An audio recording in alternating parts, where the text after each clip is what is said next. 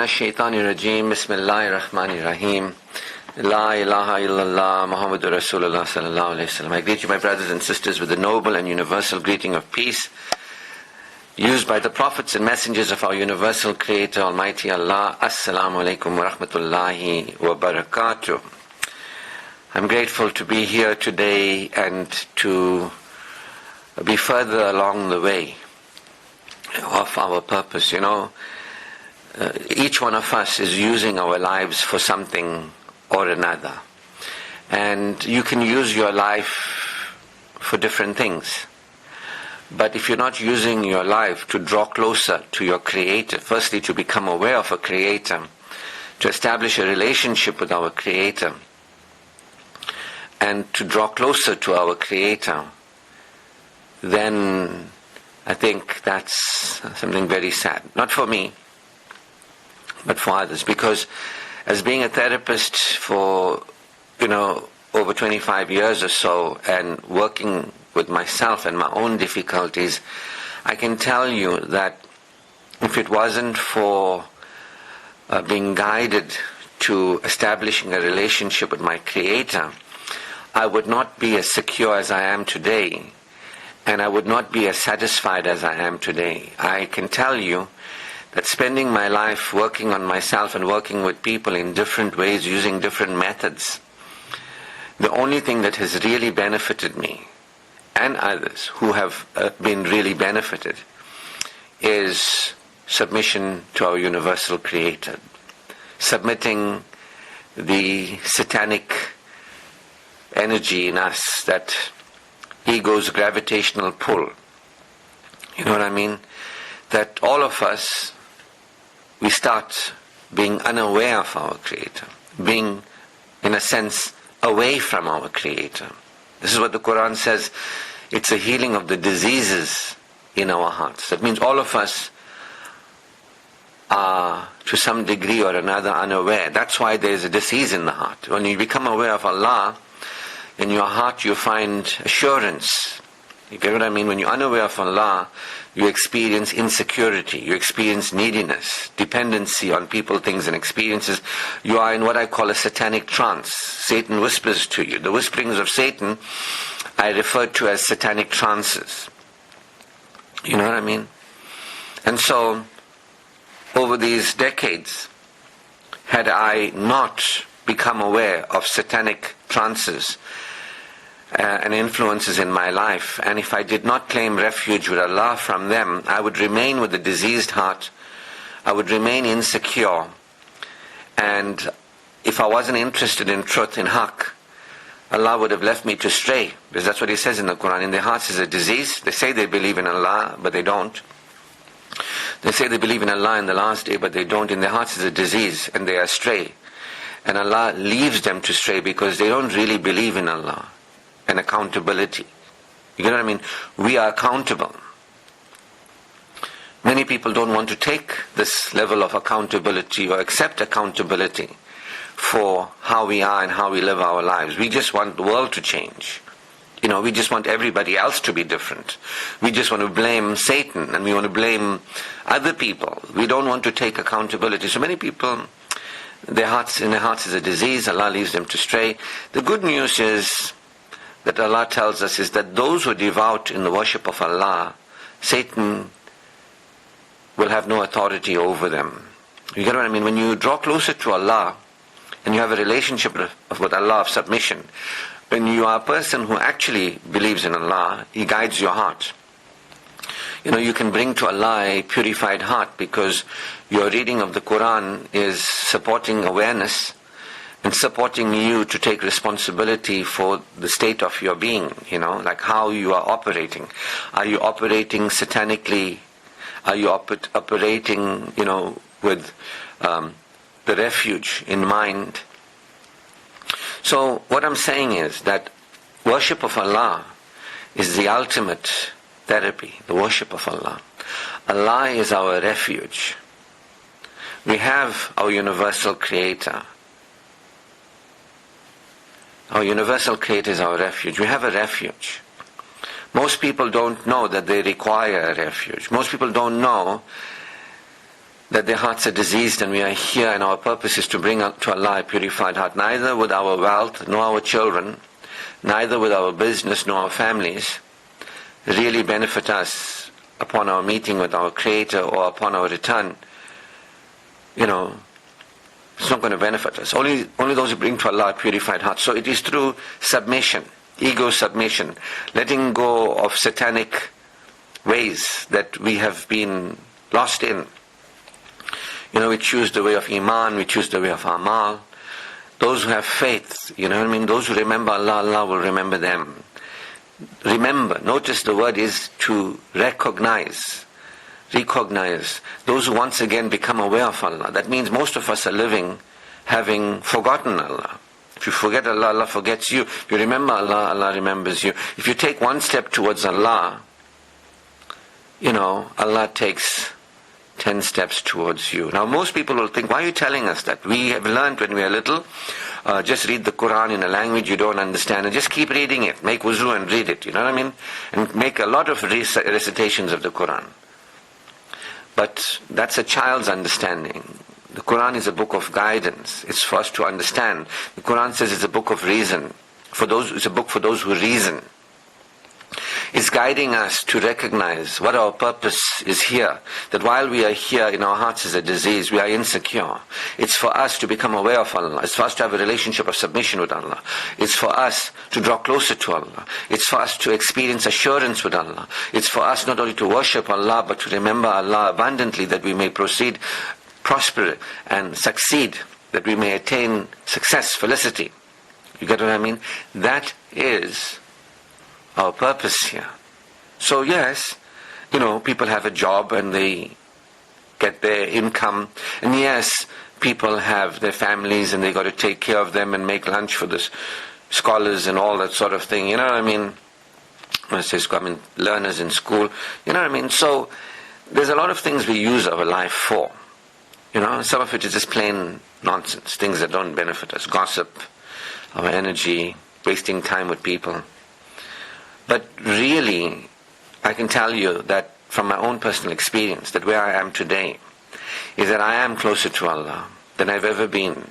And as you draw closer to Allah, your sins are forgiven. As you draw closer to Allah, Satan will have no authority over you.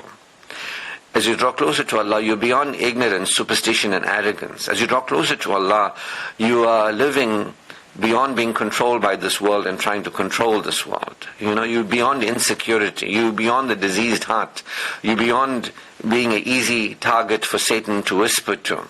You live as a vicegerent of Allah. The Quran says that we are the vicegerents of Allah. We are the people, the believers are the people who are here to show the rest of humanity, the light.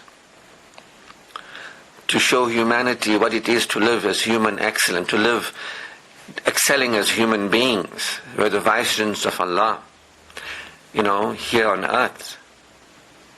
And when you worship Satan, you don't know that, and you don't act responsibly to yourself, to your Creator, to yourself, to your life. You are irresponsible when you worship Satan. So I'm saying to you that it is in drawing closer to my Creator, using time and energy and even money to learn, to grow, to develop spiritually, is what we can use our life for in this world. To really bring to Allah a purified heart, to constantly cleanse our hearts. Because a lot of people are saying, why are you telling us this?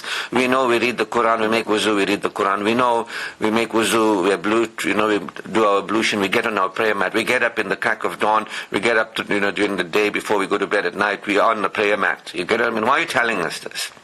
We fast in the month of Ramadan. Why are you telling us this? We went for Hajj. Why are you telling us this? We give a redistribution of wealth, purifying of our income through zakat. Why are you telling us this? Well, because you may be submitted in religion. You understand? You may be submissive, but Iman has not entered into your heart. The Quran says, don't say you're a believer, for Iman has not entered into your heart. And it is a heart that has Iman, that is a healthy, healing heart. If you're remaining the same person, you lived your whole life remaining the same person, there's no spiritual growth in you, there's no cleansing and purifying of your heart, you're not drawing closer to Allah. The Quran tells us about Daud alayhi salam, his son Sulaiman alayhi salam. It tells us about other prophets too. They desired to be closer to Allah, they drew closer to Allah, and Allah held them close to Him. I aspire to draw closer to Allah and have Allah hold me close to Him too. That's where security is. That's where you are in the refuge with your Creator, protected by your Creator with Him, aware of Him, protected with Him from satanic mind. The sicknesses, the diseases that people have, whether they are or whatever they are, they start off with a spiritual disease. If you're not at peace, salam, you'll have stress and strain in your body. There'll be suffering. Salam, without salam, shalom, salam is the same thing. If you're not spiritually assured, and ensured, you're not experiencing that assurance of your security. Verily, in the remembrance of Allah, hearts experience assurance. If you're not feeling assured with Allah, if you're not feeling okay with Allah, then yours is a diseased heart. That's where we all start. Don't feel bad. Don't become defensive. Don't become, don't tell me all these things, because that's shaitan in you. We all start off there. I also started off there. To me, there's still some parts of me that are there, but there are other parts that are not there. I am more secure than I've ever been. My heart is more pure than it has ever been. I can see the difference in me, in my life. I can see the difference in how I'm relating to people. I'm not the same. You know what I mean? The more you draw closer to Allah, you can't remain the same person. If you bring to Allah a purified heart, if you're getting the guidance of Allah, Iman and Amal, the Quran says, for those who have faith and who conduct themselves honorably, who do good deeds, whether they be male or female, for them is a natural life, a life tayyibun, and a blissful return to paradise. You get what I mean? If we really are believers, have Iman in our hearts, we are secure, aware and experiencing Allah consciousness, then we have faith. Not that we say we believe and we don't believe. Not that we are submissive in religion, but we think we are believers. No, we are real believers because we have used our life to actually draw closer to Allah. Yes, you can use your life to go to madrasa and learn information. But having that information doesn't guarantee that you will submit. And practicing that information doesn't guarantee that you'll draw closer to your Creator. I mean, the hypocrites pray. The Quran speaks of it. It says they say they believe in Allah in the last day, but they don't. The Quran says there are people who they pray in worship, but their hearts lack the smallest of kindnesses. Their hearts are hardened. They pray. So don't think, I read the Quran, I pray, I did this, I did that, I'm a believer. You could be a person who is unaware of Allah, not experiencing Allah consciousness. You could have your heart be insecure, impure. You could be from the way you behave. Only you know what you do in your quiet moments. Only you know what's in your mind, what's in your heart, how you behave. Threat, vulnerability, fear, anxiety, neediness, and how you behave in this world, without respecting your Creator, without respecting yourself, your life, without respecting your body. The Quran says, Iman and Amal, halal and tayyib, that which is permissible and also that which is wholesome. But we may not be making choices when it comes to our body. We may be saying halal, halal, halal, but no tayyib. You get what I mean? We might be saying, let's get married, make it halal, make it halal, but there's no tayyib marriage, wholesome marriage. You know what I mean? There's no, so Iman and Amal, halal and tayyib, fi dunya wa fil akhirah. That in this world we open to live naturally, connecting with Allah's gifts to us. He put love and compassion in our hearts. He provided for us partners in this world, that we may live with each other in tranquility. You understand? So people might just be thinking erroneously. Satan may suggest to you you're a believer, but you might not be a believer. And one way you can know this is that you haven't really spent time, energy, or even money on spiritual development. You get what I mean? You don't buy books or read books or listen to things or hear, or you might not even have an intention that, oh Allah, I choose to believe in you. Guide my heart, or guide me to draw closer to you. You might have not had that intention. You might be like, I just want to follow Maulana Guru and gang. Maulana Guru told me do this, do that, now I'm following them. I'm close to Maulana Guru and his ideologies. You know what I mean? I'm talking about drawing closer to Allah. This is not for everybody. I'm talking about those who want to bring to Allah a purified heart. This is not for everybody. The more I think about this, the more I think I waste my time talking publicly to people about drawing closer to Allah, because they're not really interested in drawing closer to Allah. They're more interested in the rituals, the dogma, the doctrines, being right, self-righteous. No, as long as I don't do this and I do that and this and that and, I'm okay. But they're not interested in spiritual development, spiritual growth, purifying their heart, showing up in the world closer to Allah, having been a certain way in a trance, now no longer being in that way, coming forward and being honorable to Allah, respecting yourself, your body, your life, living as an outstanding person, being a light in the world, guiding people to truth and patience. The Quran says, at the end of the day, human beings are in a state of loss, except those who have faith and have honorable conduct, guiding people to truth and patient perseverance, steadfastness on the path. It doesn't say, but at the end of the day,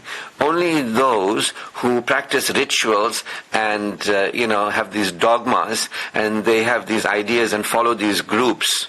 It says, for those who have faith, those who have iman in their hearts, and those who have honorable conduct, how you conduct yourself, how you live honorably, actually being like the Prophet, who guide people to haqq, truth. And what is truth? What is our reason for being here? What is our challenge here?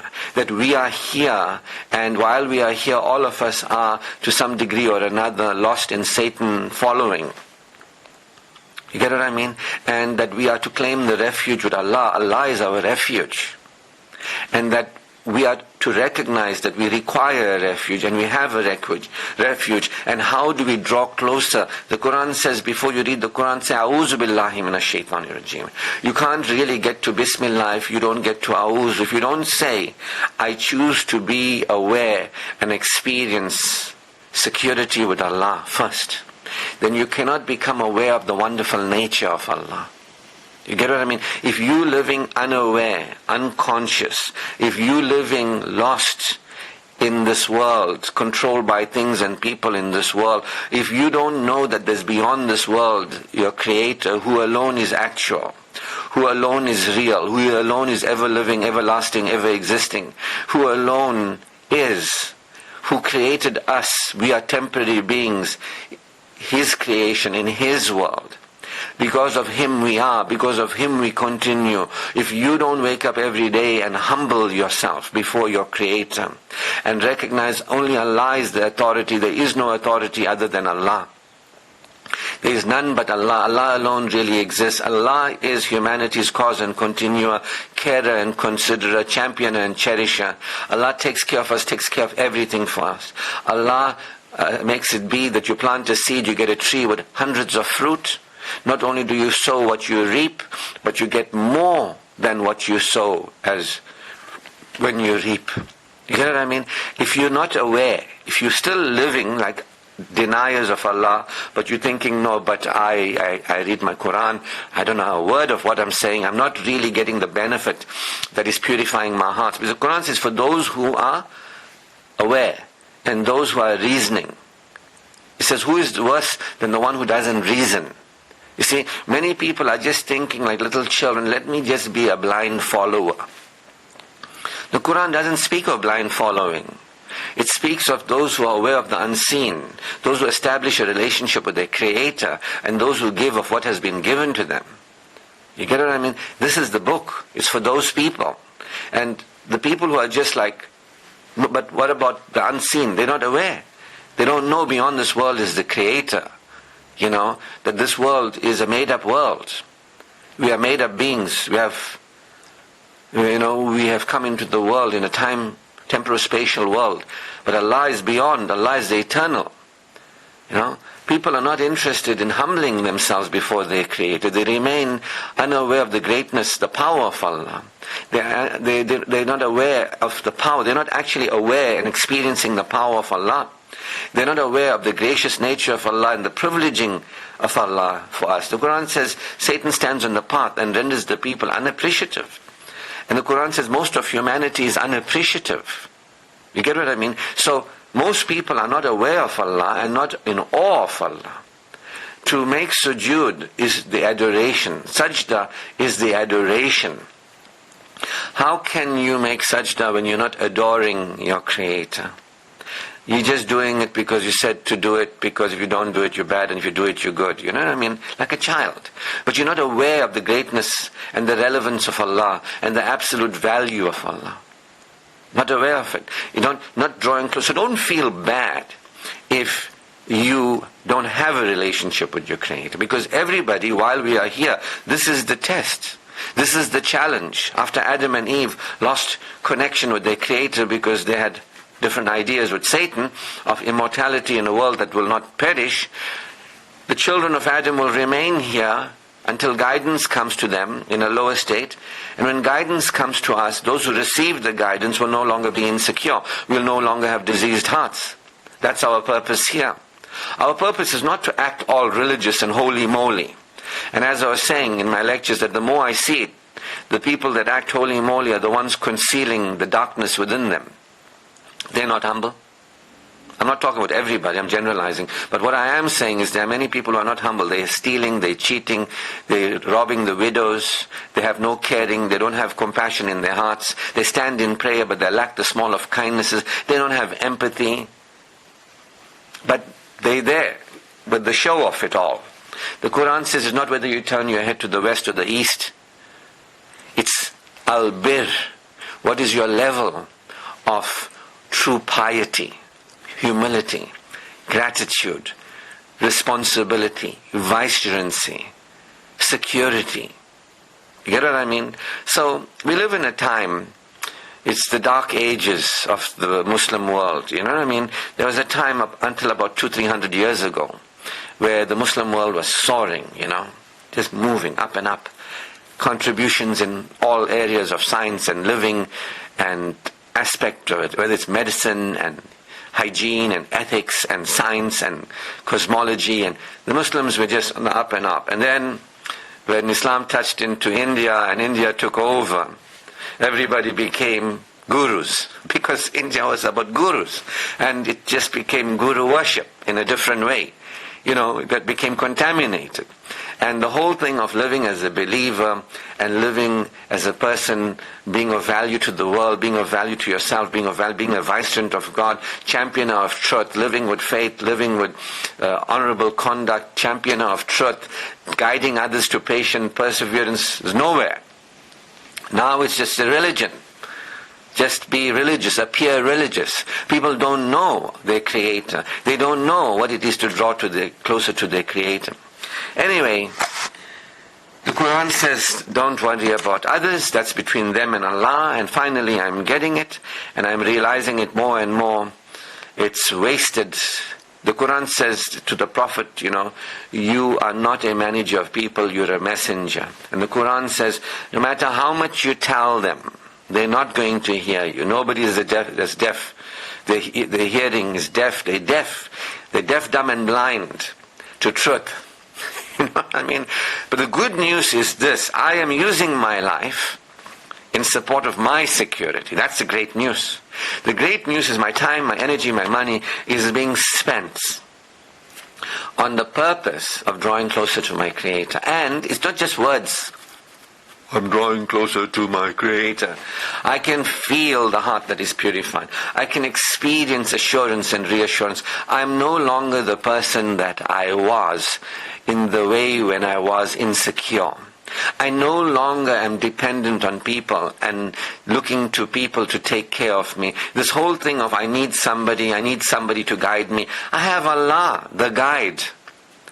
If you believe in Allah, He guides your heart. The people who don't know that they have Allah, and Allah is the refuge, and Allah is the guide, they're the ones who continue to live insecure, turning to Maulana Guru and gang, turning to themselves and turning to their minds and the minds of people. The one who submit their minds, realize Allah is the only authority. Allah is more real than you and I, closer to us in our own jugular veins. Allah's power to guide us is right here, right now. But most people haven't been taught this. Most people have been fed limiting beliefs about Allah. Most people have limiting ideas about Allah. They don't know it. We have limiting beliefs about ourselves. It's one thing. To have limiting beliefs about Allah is another. You understand? Most people have beliefs and ideas about Allah, that their mind is full. When they're little, they believe this and have ideas like that. But most people are not aware and experiencing Allah consciousness. They don't know how. It's true education is an education that guides you to awareness and experiencing, expression, living powerfully as a developed person. True education will support you feeling secure. It will guide you to Allah. And once you guide it to Allah, Allah takes care of the rest. Get him in. The Quran is a guide. The Prophet is a guide to who? To Allah. Not to him.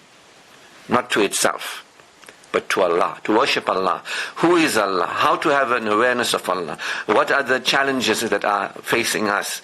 How important it is to claim a refuge. To recognize that we are disconnected in mind. We are lost in a satanic trance. And that there is for us to go beyond the satanic trance, to claim that refuge, that Allah is our refuge. But we have these ideas about Allah. We don't have the awareness and experiencing of Allah. But you can. I can tell you from my own personal experience. I'm not any guru. I'm not anybody who went to some big madrasa and, I don't have that paraphernalia and fanfare and I'm like this and I'm like that and we like this and our cult is like this and our schooling is right. I am just a believer in Allah.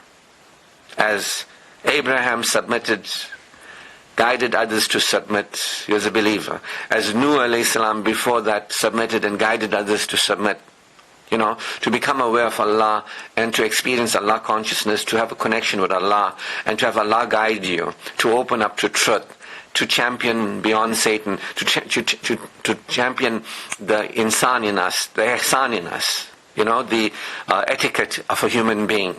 That, remember, Satan has no power. There's no Allah and Satan. And Satan is fighting with Allah. And there's no such. Satan is a trickster. He's a liar. He's a deceiver. He's got no power.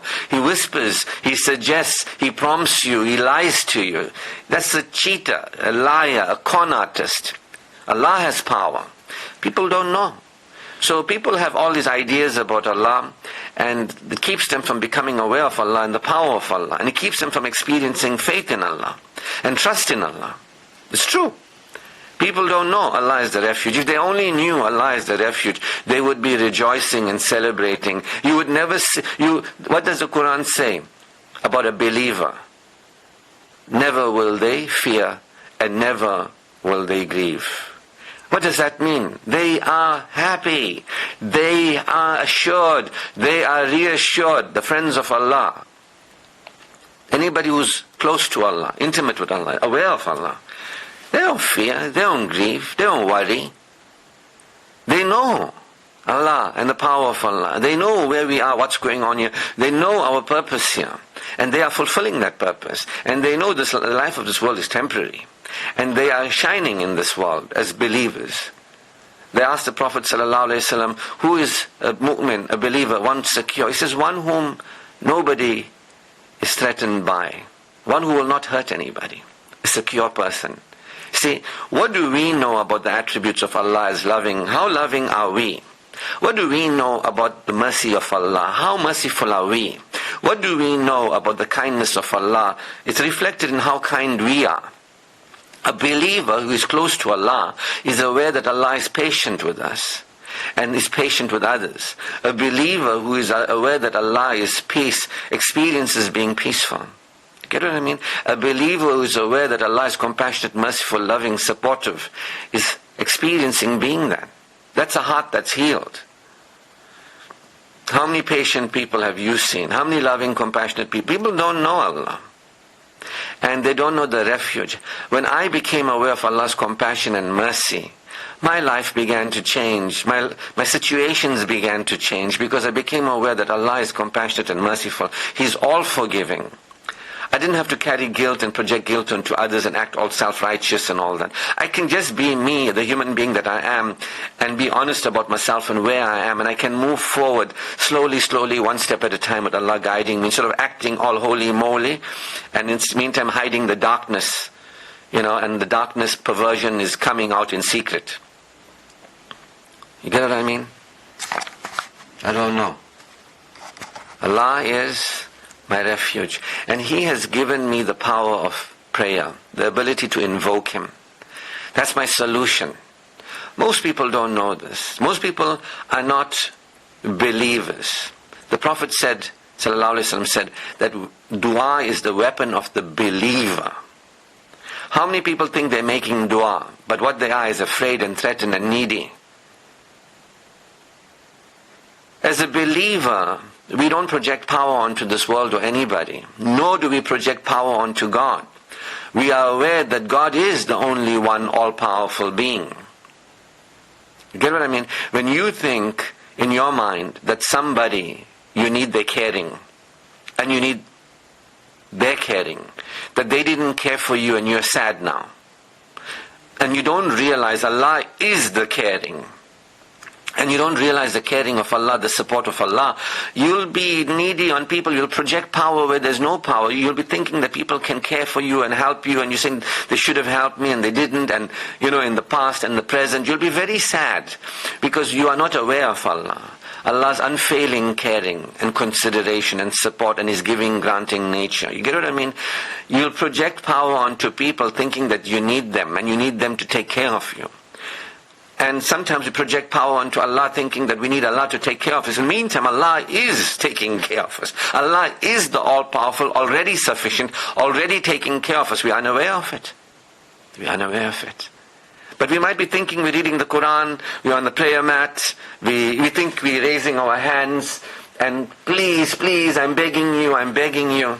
If you only knew Allah as your refuge, you'd rejoice. If you only knew the ability given to us to invoke Allah, that prayer is the receiving of which Allah has given to us. Prayer is not the begging and demanding and trying to get Allah to give us something. This is absurd.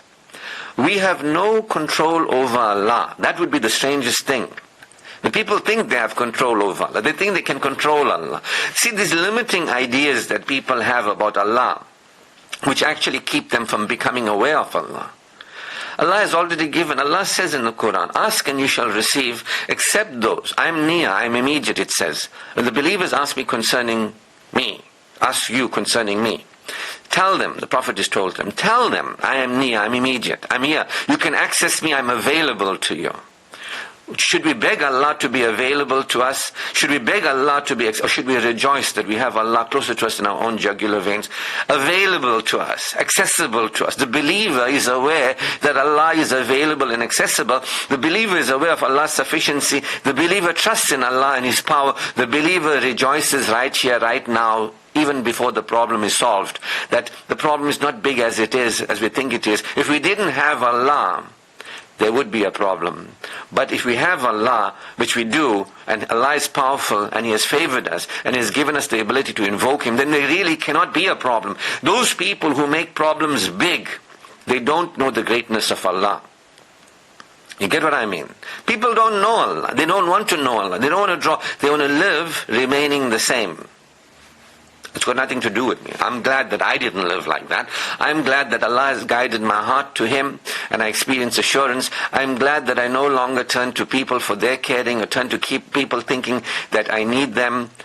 or I'm not needy on Allah. I have Allah who I rely upon. He created me to depend on Him. I'm not needy on people, nor am I needy on Allah. I have Allah. I am His creation in His care. I am already cared for and taken care. I'm championed and cherished. He has given me guidance, guided me, created me as a human being, created me with His good in this world and the world beyond. For me to live a natural life with natural feeling beyond the animals, we are the favored creation of Allah. Given the Quran, given the opportunity to be believers, I take it.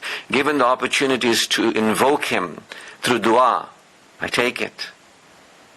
I got no problem. A believer's got no problem. They have Allah. Non-believer, the denier, the hypocrite, there is a different story. You know what I mean? So, I no longer turn to people as I am closer to Allah and aware of His caring. I no longer need people's caring. I can want people's caring, but I'm not needy on anybody's caring.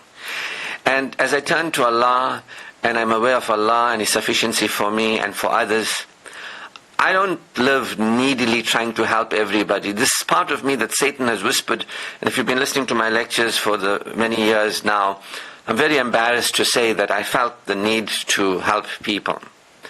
I thought that that was for me to do. But Allah is guiding me, and I am sorry, and it was an error. I'm sorry for acting like people's parents and trying to help them and change them and force them. You know, the Prophet used to be sad and cry, you know, when people didn't hear the truth. And Allah said to him, it's not for you. That's not for you to change people. You understand? Don't try and do that. You're a messenger, not a manager. Fortunately, I'm not a prophet. Fortunately, I'm not a saint. Fortunately, I'm not a messenger. Fortunately, I'm just a human being who is interested in fulfilling my responsibility while I'm here, so that in the hereafter and here, I'll receive Allah's good for dunya wa fil akhirah. That's all I am. I don't owe anybody anything. Nobody owes me anything. Allah has given to me. I'm not entitled to anything. Allah has freely given to me. So, I no longer live thinking that people should take care of me, or they can take care of me. If I have a job, if I have money, if I have work, I can take care of myself. I no longer am like that. And I'm no longer like looking at people and trying to help them and getting angry when they don't listen and taking responsibility for them. I know that Allah is the only responsible one for our living and our dying and our being raised up again. I humble myself before Allah. And Allah is enough for me.